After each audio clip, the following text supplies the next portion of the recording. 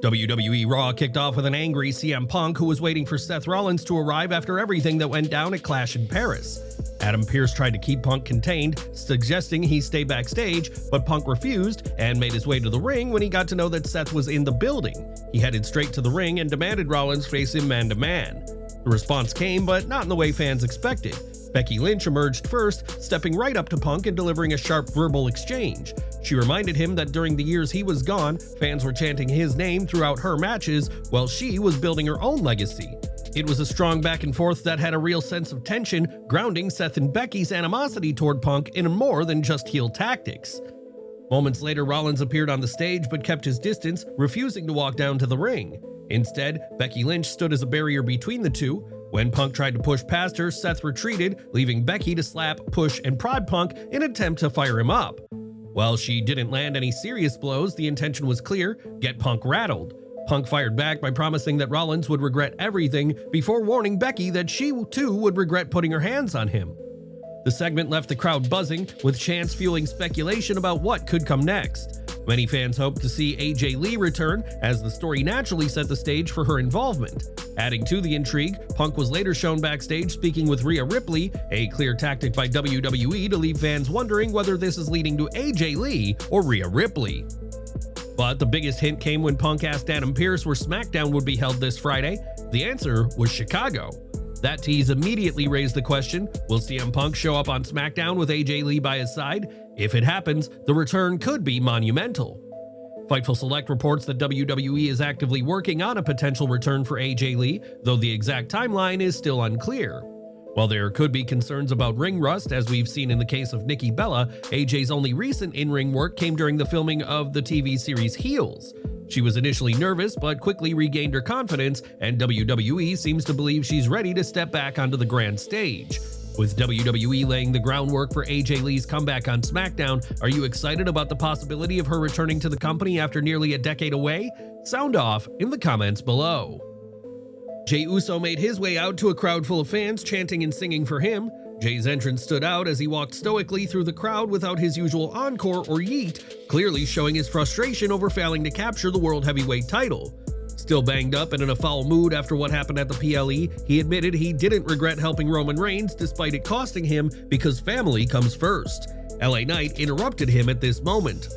Tension then rose between LA Knight and Jey as Knight blamed him for breaking up a pin on Seth Rollins and accidentally superkicking CM Punk instead of putting Seth through the table.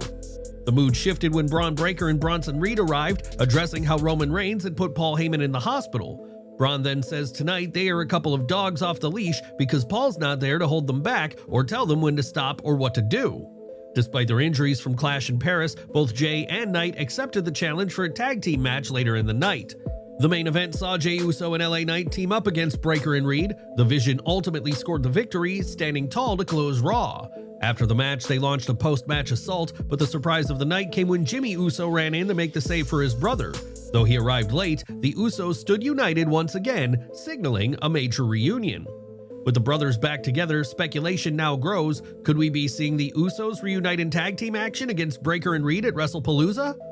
There's also a possibility that Big Jim's return on Raw was done to set the stage for an OG Bloodline vs. The Vision clash at Survivor Series War Games. The pieces are already being hinted at, and once Roman Reigns makes his way back to WWE, the company could pull the trigger on this storyline without much delay. Elsewhere, Dwayne "The Rock" Johnson is earning massive praise from critics for his latest film, The Smashing Machine, which made its debut with a perfect 100% score on Rotten Tomatoes. The movie premiered Monday night at the Venice Film Festival, where it received a thunderous reaction. Following the screening, the audience delivered a 15-minute standing ovation, something Variety noted as one of the longest ovations at this year's festival. The Rock himself was moved to tears, a rare emotional display from the former WWE champion, who admitted he felt vulnerable in that moment. Produced by A24, The Smashing Machine tells the real-life story of former MMA fighter Mark Kerr. For Johnson, it represents one of the most dramatic and demanding roles of his career. When the first reviews came in, the film landed a flawless 100% rating on Rotten Tomatoes from 11 critics. The Smashing Machine is expected to release in theaters on October 3rd, so Rotten Tomatoes won't have an audience score until then. While Johnson's Hollywood momentum continues, his WWE future remains uncertain. He's been absent from WWE television for months, and speculation about his return has grown louder. However, that return may not be happening anytime soon. PW Insider reported that Johnson appeared at the Venice Film Festival showcasing a dramatic 60-pound weight loss, part of his preparation for an upcoming collaboration with legendary filmmaker Martin Scorsese. That project is already gaining buzz, with Johnson teaming up alongside Leonardo DiCaprio and Emily Blunt in a Hawaii-set crime epic described as The Departed meets Goodfellas. With such commitments, the final boss seems firmly planted in Hollywood for the foreseeable future. The Rock remains one of WWE's biggest crossover stars, but with the Smashing Machine surging in critical acclaim and his work with Scorsese ahead, fans may have to wait much longer before seeing him back inside a WWE ring. Do you think The Rock should focus entirely on Hollywood for now, or should he carve out one last WWE run before it's too late? Enjoying the video? A quick like goes a long way in helping us grow and deliver more wrestling news you care about. Back to Raw, as one of the biggest matches on the show this week was an Intercontinental title bout between Dominik Mysterio and AJ Styles, which was made even more intense by Adam Pearce banning JD McDonagh and Finn Balor from ringside earlier on. This was an interesting moment as Balor had a huge smirk on his face at Pearce's decision, further hinting that he wants to take the Intercontinental Championship himself. The WWE Universe was massively behind Styles for this one, with their reaction creating one of the rowdiest entrances of the night as they sang his song even after the commercial break. However, Dirty Dom quickly shut them up as he jumped Styles during the ring introductions to take advantage, but the veteran fired back with a slingshot elbow. After the commercial break, Dirty Dom ended up back in control as he slowed down the pace, but that only lasted for so long as yet another commercial took place, which hurt the overall flow of the title match. That didn't stop the live crowd from being massively invested in the proceedings, with Dirty Dom playing his role as the cowardly heel to perfection, as the French fans made this match feel incredibly important. However, the encounter didn't have a clean finish, as El Grande Americano turned up and attacked Styles behind the referee's back to set up the finish. Mysterio took advantage and hit a frog splash to retain his title, with backstage conversations between him and Americano having obviously led to this moment, leading to questions over whether Americano will help him again at Worlds Collide when he challenges for the AAA Mega Championship.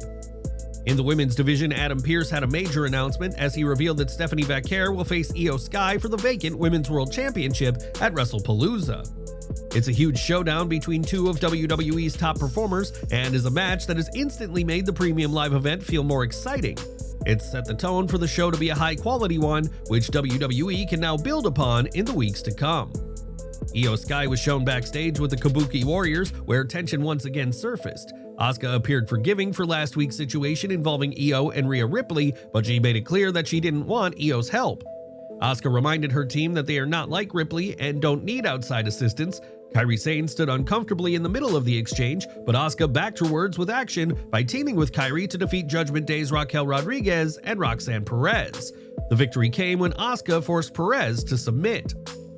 The dynamic between Asuka and Io grew more complicated later in the night. Asuka expressed frustration after learning Io had spoken with Nikki Bella, insisting Io was no friend of theirs. Asuka then assured Io that she and Kairi would capture the women's tag team championships, promising to help Io with Stephanie Vaquer afterwards. Io rejected the offer, insisting she didn't need assistance. Asuka fired back, reminding her that she hadn't won at SummerSlam on her own. The Uneasy alliance leaves open the possibility of further conflict. Asuka's growing impatience and Io's push for independence could spark a turn, with either woman deciding they've had enough of the other's control. So with a championship match coming up, will Asuka turn on Io and help Stephanie capture the championship? With Rhea Ripley also eyeing the title, where does WWE position her in this situation? There are a lot of possibilities here. How would you book this feud moving forward? And would you like to see Stephanie Vaquer face Rhea Ripley down the line? One of WWE's bigger issues right now is how unevenly it's using its women's roster. WWE has kept Io Sky heavily featured on Raw, which makes sense given her recent championship run and her ongoing tensions with Rhea Ripley and the Kabuki Warriors. But the handling of Stephanie Vaquer, currently the top contender, has been far less consistent.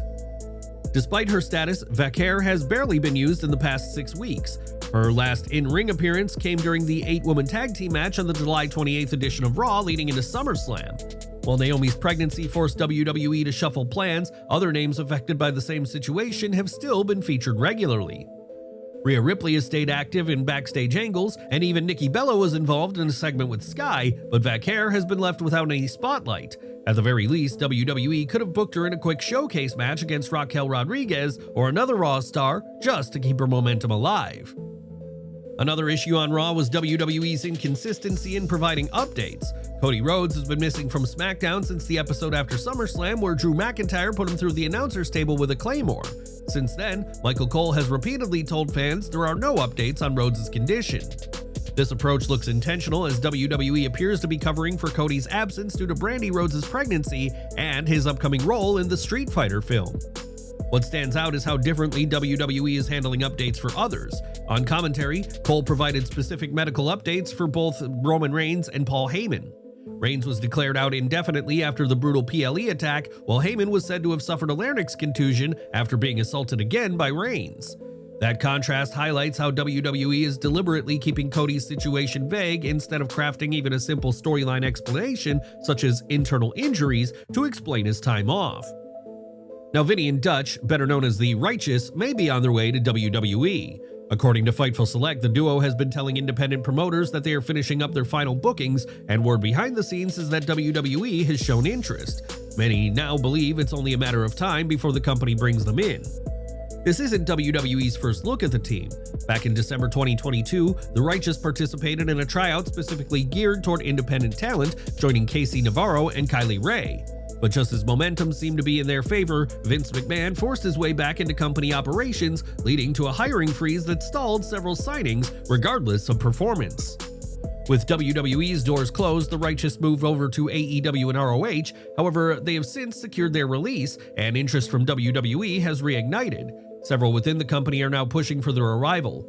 Among those supporters was Bray Wyatt, who strongly advocated for the group after their tryout and expressed interest in working with them before his passing. Elijah, formerly known as Elias, also collaborated with them on vignettes in the past, showing there has long been belief in their potential. Now, with WWE once again scouting the independent scene and momentum building for the duo, the path seems clear for the Righteous to finally step onto the main stage. Do you want to see the Righteous debut in WWE? And if so, how should the company introduce them to maximize their impact? A concerning development has surfaced regarding Liv Morgan's stalker, as the man who was arrested earlier this year is now attempting a new legal push. According to PW Insider, Sean Chan, who was taken into custody in June, has filed a motion seeking his release. On August 20th, Chan formally requested the court reconsider its decision to hold him without bail for the duration of his trial.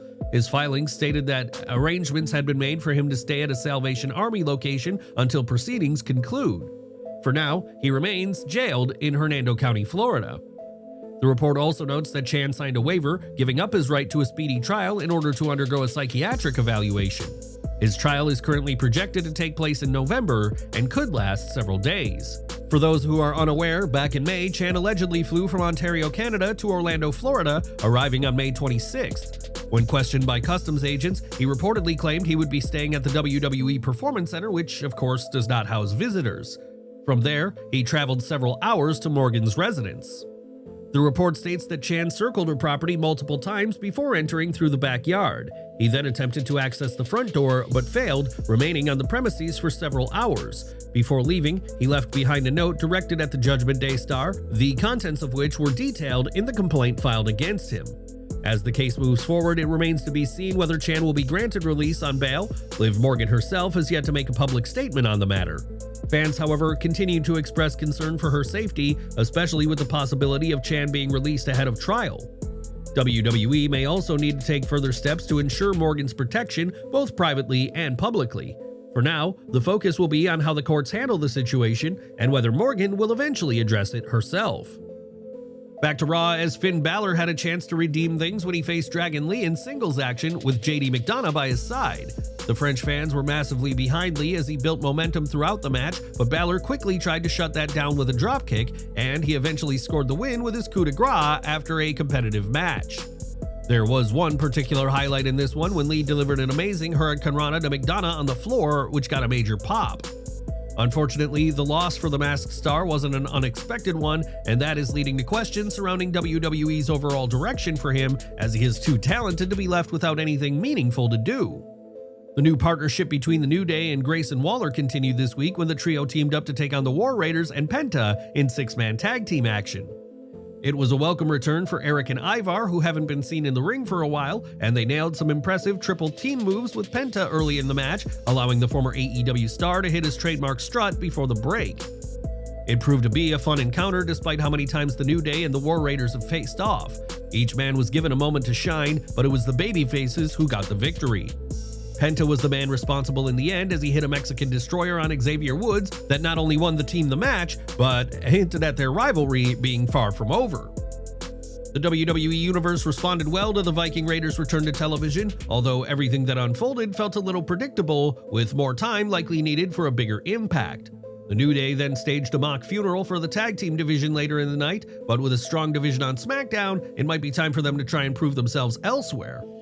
That could set them up on a collision course with the Wyatt Six, with that potential clash being a new and refreshing idea for everyone involved. Would you like to see the New Day take on the Wyatt Six in the near future? Let us know in the comments section.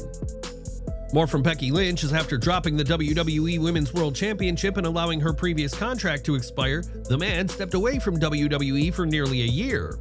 The time off gave her the chance to focus on life outside the ring and spend more time with her daughter Rue.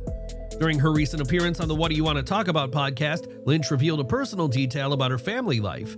According to her, Rue has been asking for a little brother, something that Lynch and her husband have been considering. At the same time, Lynch admitted that the possibility of having another child brings with it a difficult dilemma, taking more time away from both wrestling and her growing acting career. However, she has not given any clear indication whether the couple is planning for a second child just yet. For now, Lynch is striking a balance between career opportunities and the joys of family life. Her place in WWE history is already secure, but the question that lingers is how and when she decides to write the next chapter of her story. Back to Raw, as a vignette was then shown for Rusev following his win at Clash in Paris, highlighting the momentum behind him right now. With his feud against Sheamus seemingly over now, how should WWE book Rusev moving forward? The company needs to make the most of his victory in a bid to keep building him back to the level he was previously at. Who would you like to see Rusev compete against in the future? Let us know in the comments below. Interestingly, Sheamus was completely absent from the show, which helped to sell the brutality of the match that they had. However, it's raised questions about what WWE will do with the Celtic Warrior moving forward. There are numerous possibilities for how WWE will utilize the veteran in the near future, potentially building him into the Intercontinental Championship storyline at some point. How would you like to see Sheamus used moving forward when he returns to the ring? Sound off with your ideas in the comments. We're ending today with updates from Adam Pearce as he confirmed to Lyra Valkyria that he had spoken with Bayley, revealing that she'll be back soon while he set up a match for Valkyria against a Judgment Day member next week. Of course, this sets up a teaser that Bayley will return next week as part of that, but there was no vignette this week for her to continue the storyline she's been telling lately. Bayley has been dealing with voices in her head as of late from former versions of herself, which have been looking to take control. However, without a new update, it's unclear which voice won out and how she'll be presented when she gets back on television. How did you find WWE Raw this week? Please let us know in the comments section.